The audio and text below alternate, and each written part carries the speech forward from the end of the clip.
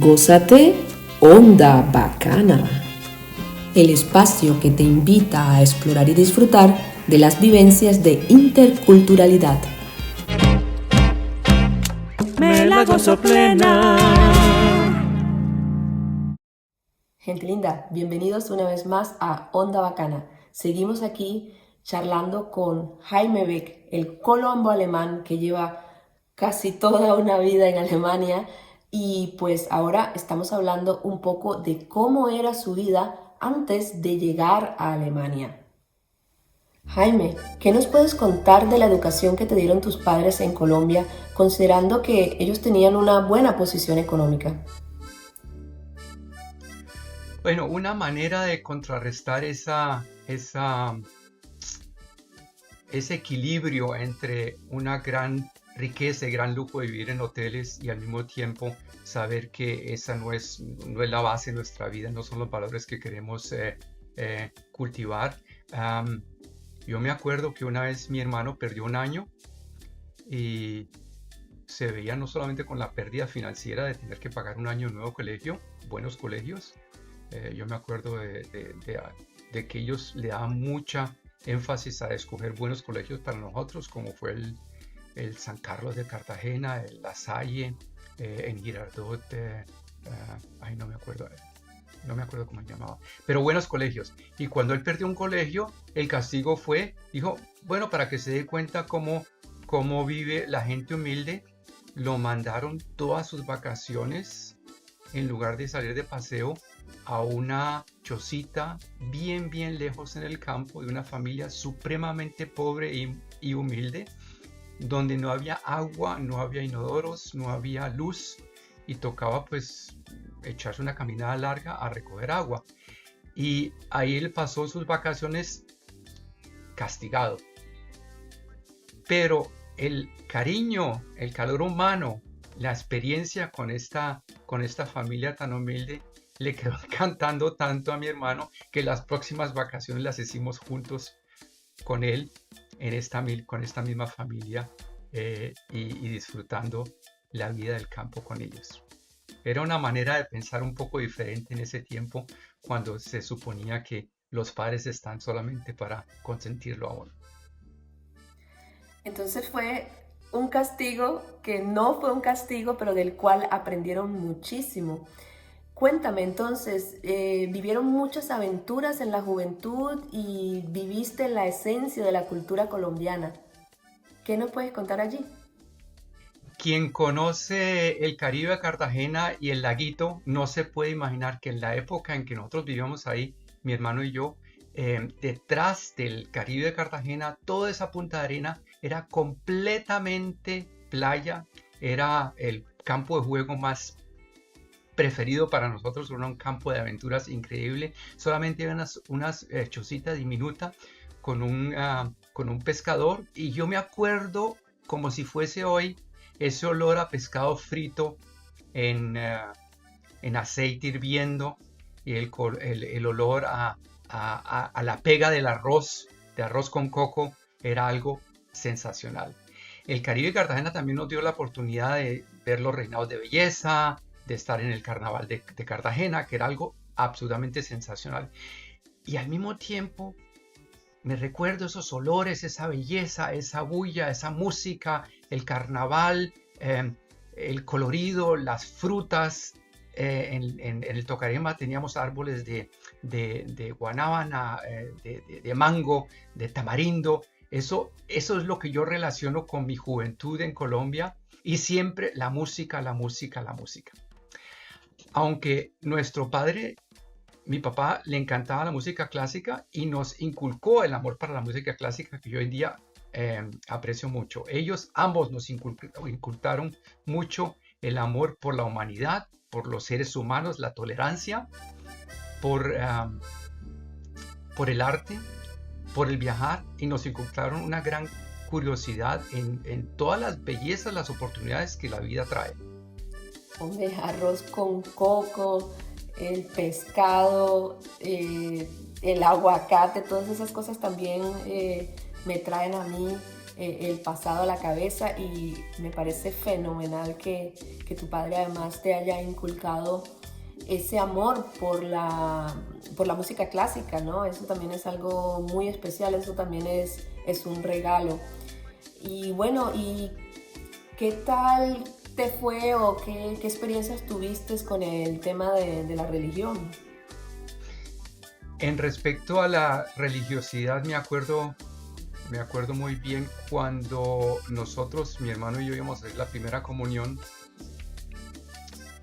Mi papá, que siempre muy claramente decía que él no tenía esa fe en la religión, pero tenía cierta espiritualidad y humanidad, era importante para él, el amor por los animales, el amor por el respeto de la gente, el respeto de la democracia, pero él no era religioso en ese punto, y nosotros todos, pues en el ámbito que tú te creas en Colombia, pues todo el mundo era católico, ¿no?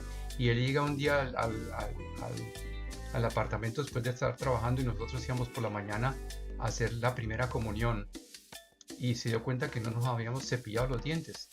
Dice, ustedes sí son hipócritas, ¿no? Van a recibir su Dios y ni siquiera se limpian los dientes. Y se armó eso, nos armó una cantaleta, y pues hasta nos dio una fuetera. Yo me acuerdo que la primera comunión no nos podíamos sentar en la iglesia, sino pertenecíamos mejor parados o arrodillados, porque nos dolía el trasero de esa muenda que nos dio, como se decía en esa época. Sí, era una época muy difícil en la que se utilizaban esas formas para educar a los hijos. Yo tuve mucha suerte con mi familia, que pues mis padres nunca me maltrataron, ni nadie de mi familia, y bueno, eso fue por lo menos muy positivo en ese sentido. Y bueno, ¿cuál fue tu experiencia con tu padre alemán? Me acuerdo hablar con mi papá sobre religión, y él tenía como una idea muy, muy individual de la religión. Decía, esos mojigatos que se la pasan rezando, yendo todos los días a rezar y a la iglesia, eso no me cuadra a mí.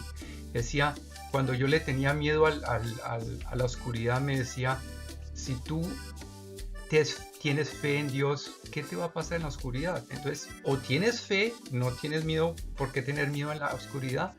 O tu fe no es algo que sea muy, muy seguro, o no estás pensando muy bien sobre tu Dios.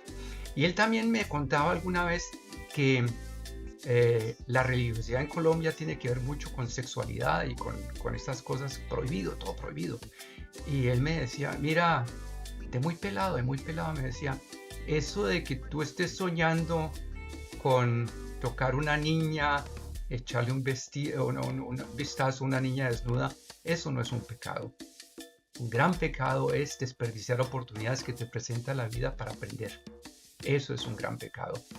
Y cuando yo era muy pelado, a mí me encantaba ir a la iglesia todos los domingos, y me iba solito, y yo creo que yo estaba buscando una paz que no encontraba en otros lugares. En nuestro hogar también era chispa, ¿no? Porque mi papá alemán y mi mamá costarricense, pura latina, pura vida, pura emoción, y mi papá pues de las formas tan estrictas y disciplinadas, ¿no?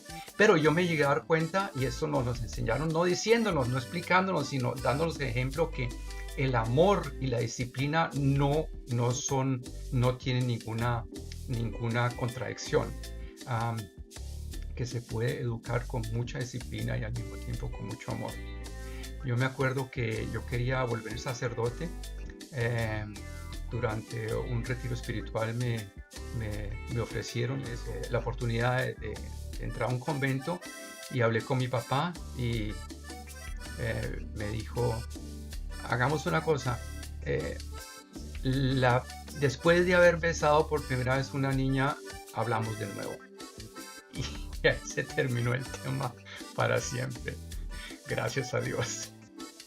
Entonces te salvaste, y te salvó tu papá con esa estrategia educativa. Pues sí, no, el tema de la educación de la educación religiosa, pues es un tema muy especial y que está muy presente en Colombia. Mi experiencia no fue tampoco muy positiva en el sentido de que yo estoy muy feliz de todas las cosas que aprendí de la religión que me enseñaron en mi país, pero sin embargo también hay una parte negativa que es la parte en la que te meten miedo, ¿no? Como tú decías al principio, con los temores que tienes, estar pensando en que te va a llevar el diablo. Y yo creo que esa forma de educar no es muy positiva para las personas y sobre todo para los niños, ¿no? Que sufren mucho, tienen pesadillas, y bueno, eso creo que ha cambiado, o por lo menos eso espero. Pero bueno, sigamos con ¿qué otros recuerdos tienes tú sobre tu niñez, sobre tu juventud en Colombia? De las cosas muy bellas que me traen los recuerdos de mi niñez en Colombia es el amor por la naturaleza, disfrutar paseos a ríos, a cascadas, en ese mismo laguito de Cartagena que no había una sola construcción detrás del Caribe, del Hotel del Caribe. Hoy en día es Little Manhattan y eso es lleno de edificios y rascacielos. Nos íbamos con una tabla de vela con mi papá a nadar, a bucear, una aventura completa, ¿no? Y lo mismo eran los paseos cuando llegaba uno a las partes con neblina de Bogotá, al calor de Girardot, a Fusagasugá, los olores de la naturaleza, los pajaritos. Esa naturaleza típica de nuestra franja alrededor de la tierra, que es tan diferente a esta de aquí. Y aquí tengo los colores de una pintura de Obregón que siempre me recuerda mucho a eso. Es algo precioso nuestra juventud. El amor, la manera de expresar el amor entre la familia, entre los familiares, entre los tíos, los primos, los amigos queridos, es algo tan especial y tan lindo. Y cuando yo voy de vez en cuando a Colombia, una de las primeras cosas que me llama la atención es la amabilidad, la cultura, la belleza de la formación de la gente, el trato de la gente con tanta amabilidad, ¿no? Gente que uno no conoce, va entrando a un almacén y lo tratan no solamente con decencia, sino con un calor humano, con una dulzura. Y yo cada vez que estoy en Colombia me enamoro de Colombia, me enamoro de mi patria, me enamoro de mi gente. Y bueno, estoy muy agradecido de tener la oportunidad de, dando clases a diario online, de tener contacto con ellos. No solamente de los estratos muy altos, sino también de la gente humilde, de la gente sencilla, de la gente de gran corazón. Sí, claro, la naturaleza es una de las cosas más lindas que tenemos en Colombia. Lo acabamos de vivir en ese evento de cuyo nombre no quiero acordarme, pero de que mostró al mundo y a nosotros mismos los colombianos la maravillosa naturaleza que tenemos, esa biodiversidad que tenemos que aprender a proteger. Y bueno, y naturalmente la gente es el capital más hermoso que tenemos en Colombia. Estoy muy de acuerdo contigo al respecto. Ahora pues me gustaría saber en especial esa fusión de la cultura de tu mamá y de tu papá. ¿Qué te acuerdas? ¿Qué tiene de especial haber crecido con padres de dos distintas culturas? ¿Qué nos puedes contar allí? Una de las cosas muy típicas de mi mamá era que le encantaba cuando quedaba responsable por el hotel y mi papá le tocaba hacer algún viaje de negocio. Ella lo primero que hacía es tratar de encontrar la posibilidad de hacer un paseo para los empleados.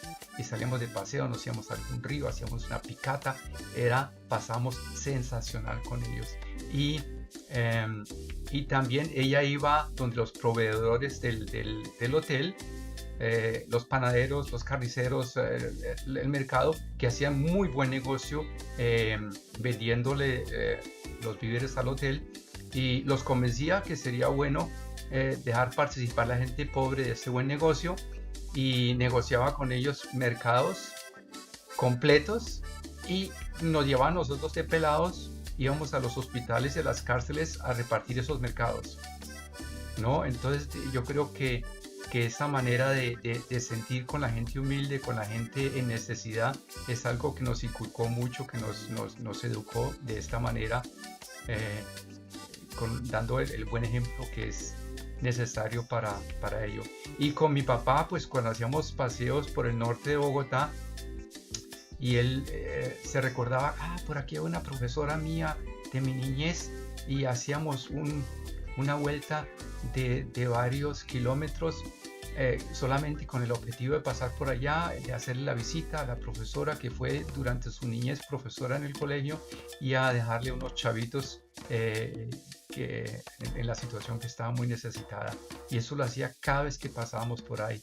Y cuando llegamos a los hoteles, muchos años después, cuando ya él no trabajaba en los hoteles, siempre tenía una listica escrita a mano con todas las familias, todos los teléfonos de los empleados, y era parte ya de la rutina que nosotros íbamos, nos alojábamos en el hotel como huéspedes y disfrutamos la piscina, disfrutamos los comedores, el confort del hotel, pero por las noches pues nos vestíamos bien, nos pegamos una ducha y íbamos de casa en casa visitando a los empleados, que ya no eran los empleados, sino eran amigos de nuestras familias, y a los que estaban necesitados siempre encontraba a mi papá y mi mamá cómo ayudarles.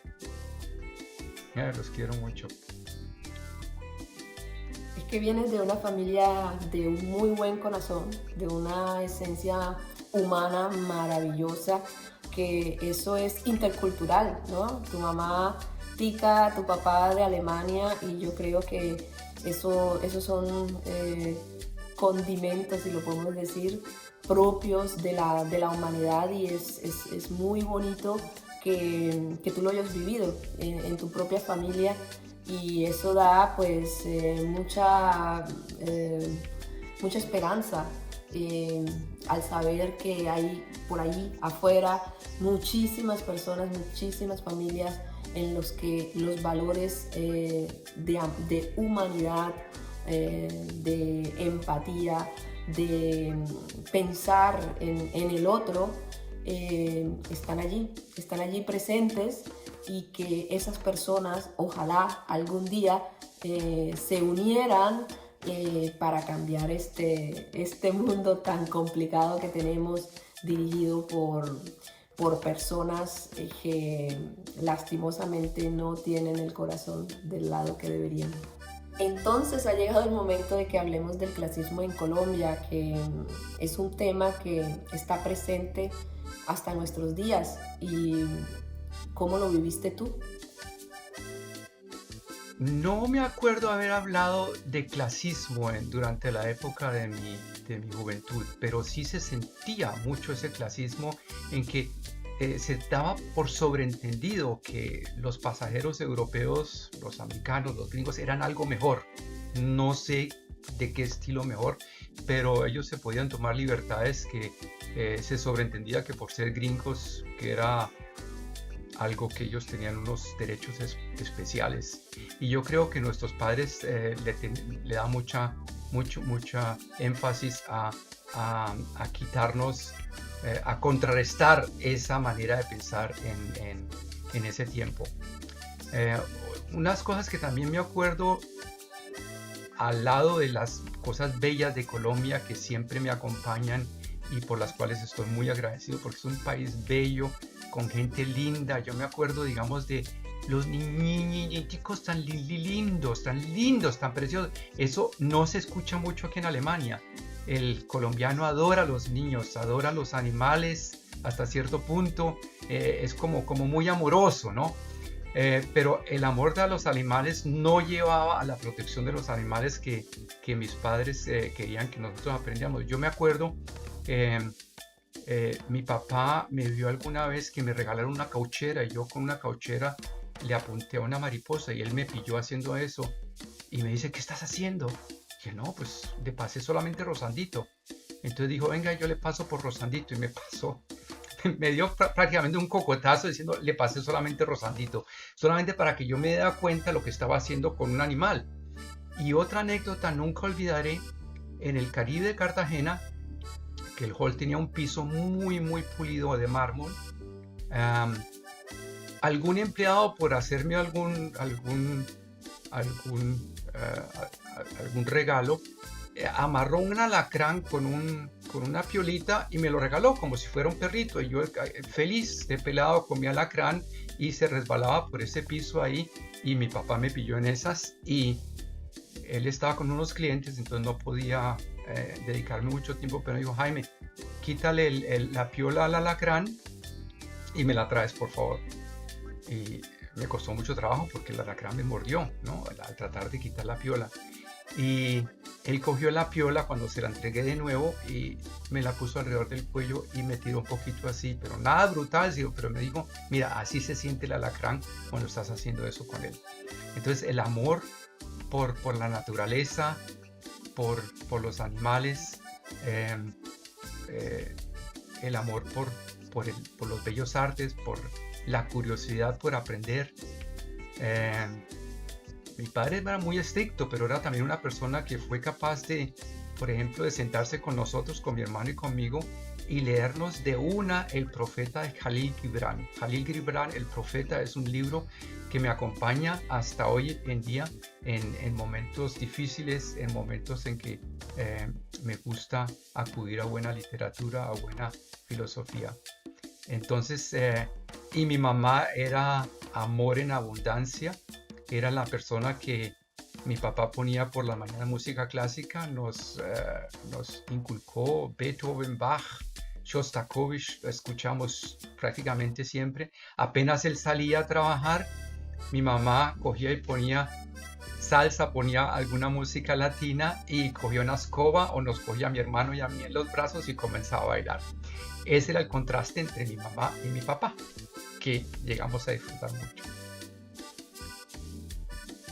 Muy importante lo que dices que aprendiste de tu padre, y eso nos hace mucha falta, aprender a amar a la naturaleza de la que hacemos parte. También me llama mucho la atención y me parece muy importante los mensajes que deja la lectura, por ejemplo, de Jalil Gibran.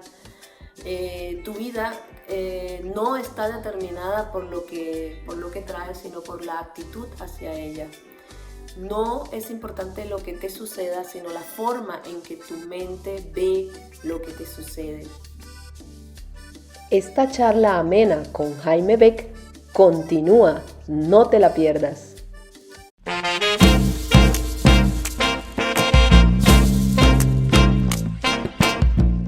Gózate Onda Bacana, el espacio que te invita a explorar y disfrutar de las vivencias de interculturalidad.